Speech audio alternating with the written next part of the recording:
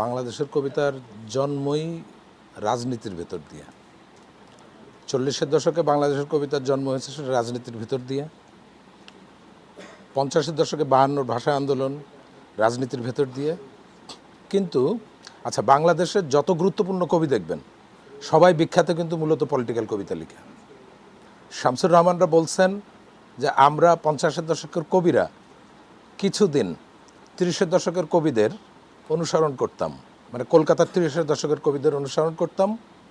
কিন্তু সেই অনুসরণ, এমনকি আল মাহমুদ, শামসুর রহমান, সৈয়দ শামসুল হক সবাই, কিন্তু এরা কিন্তু বেশি দিন সেই আরামে মডার্নিস্ট পোয়েট্রি যেটাকে বলে ওটা লিখতে পারেন নাই। কারণ দেশের পলিটিক্সের তাদেরকে প্রয়োজন হয়েছে, তারা দ্রুত পলিটিক্সে চলে এসেছে।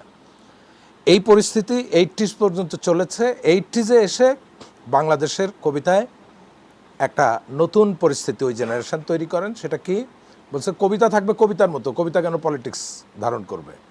কবিতা আর্ট, এটা আর্টের মধ্যে কবিতাকে আবার ফেরাতে হবে, মানে কবিতাকে কবিতার মধ্যে ফেরাতে হবে, পলিটিক্স বাদ দিতে হবে। ফলে 80s-এর কবিতা ওই কাজটা করেছে এবং এটা বেশ কিছুকাল যাবৎ এটা কন্টিনিউ করেছে যে কবিতার জন্য কবিতা লেখা।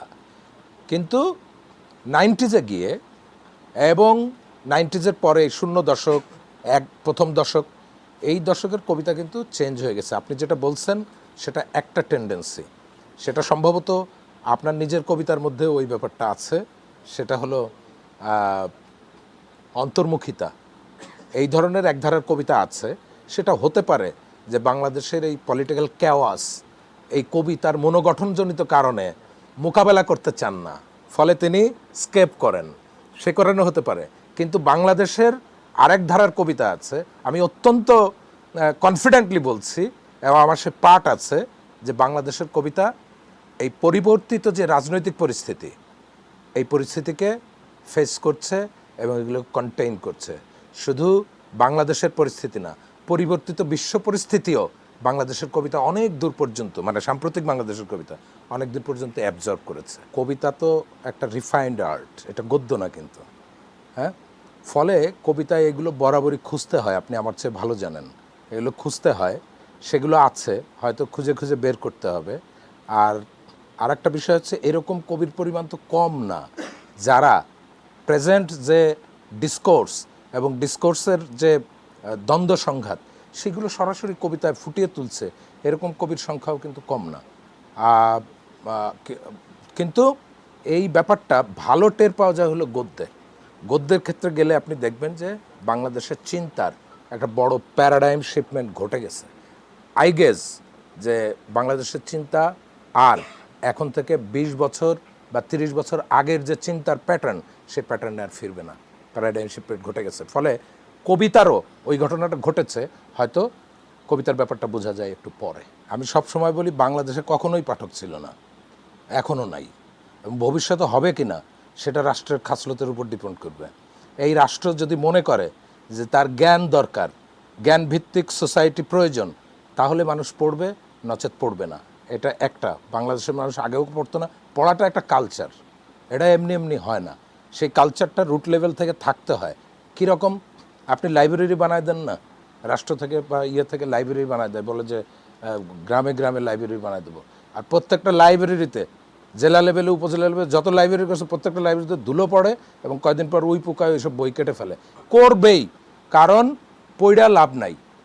তার চেয়ে আপনার যদি মাসল থাকে বা অন্য কোনো যোগাযোগ থাকে, সেটা তো সুবিধা, তাহলে আপনি কেন পড়বেন? এই কারণে লাইব্রেরিতে যায় না। আপনি লাইব্রেরি এসি করে দিলেও লাভ নেই। আপনার ওই রাষ্ট্রের দর্শনের মধ্যে ওই ব্যাপারটা থাকতে হবে, তাহলে মানুষ লাইব্রেরিতে যাবে। আর একটা ক্রাইসিস আপনি যেটা ইঙ্গিত করেছেন, ওটা তো আছেই। সেটা কি, আমি সিরিয়াসলি মনে করি বাংলাদেশে ভালো লেখক কম, মানে ভালো লেখা কম হয়। হ্যাঁ, ভালো লেখা বলতে কি লেখা বুঝাই, আর্টের প্রশ্ন হেন তেন, এগুলো তো আছেই সব। আর এর বাইরে আমার সবচেয়ে বড় যে অভিযোগ, সেটা হলো আমি যে জীবনটা যাপন করি, সেই জীবনটা অধিকাংশ লেখক, মানে লেখক যে জীবনটা যাপন করে, তার চারপাশে যে লিভিং এক্সপিরিয়েন্স, সেই এক্সপিরিয়েন্সের বাইরে গিয়ে সে কী যেন লেখে, ব্যাগার খাটে। আর হয় আদর্শের, অন্য একটা আদর্শের ব্যাগার খাটে, না হলে সে ওই যে দলের বা মতাদর্শের ব্যাগার খাটে। ফলে ওইটা যতটা না আর্ট, তার চেয়ে বেশি উদ্দেশ্য বা ধান্দা। এই কারণে বাংলাদেশে বই মানুষ পড়তে চায় না। সারা পৃথিবীতে পিপুলের উত্থান হয়েছে। আপনি পিপুলের সঙ্গে পিপুলকে যখন অ্যাবজর্ব করতে পারবেন না, মাস্ট আপনি ঠিক পড়বেন। আপনার আবার বই কে পড়ে? পড়ে না তো ওই কারণেই যে আমি জনবিচ্ছিন্ন। আর জনপ্রিয়তা এটা পথে পড়ে পাওয়া কোনো জিনিস না, এটা অত্যন্ত গুরুত্বপূর্ণ একটা গুণ। আমরা হুমায়ুন আহমেদ পড়তে গেলে বলি জনপ্রিয় ঔপন্যাসিক উনি, এটা অত সোজা জিনিস না।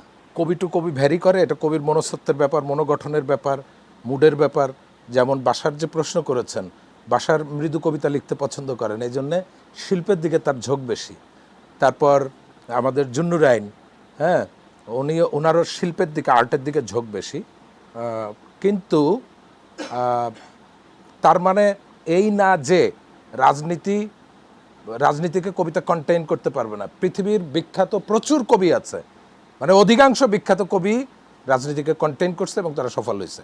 ফলে ব্যাপারটা হলো এই যে পলিটিক্স এবং কবিতা, মানে কবিতা আর্ট আকারের কবিতা বলছি, দুইটার যদি একটা মেলবন্ধন ঘটানো যায়, নাজিম হিকমত তো দুইটাই করছে, আমাদের তো কোনো সমস্যা হয় না।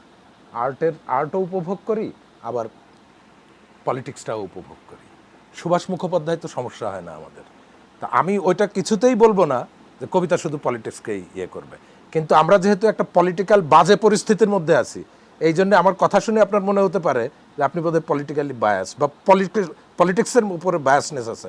এই পলিটিক্যাল মীমাংসা ছাড়া বাংলাদেশের উন্নতি অত্যন্ত সমস্যা সম্পন্ন বলেই আসলে কথায় কথায় পলিটিক্স আনি, মানে কালচারাল পলিটিক্স।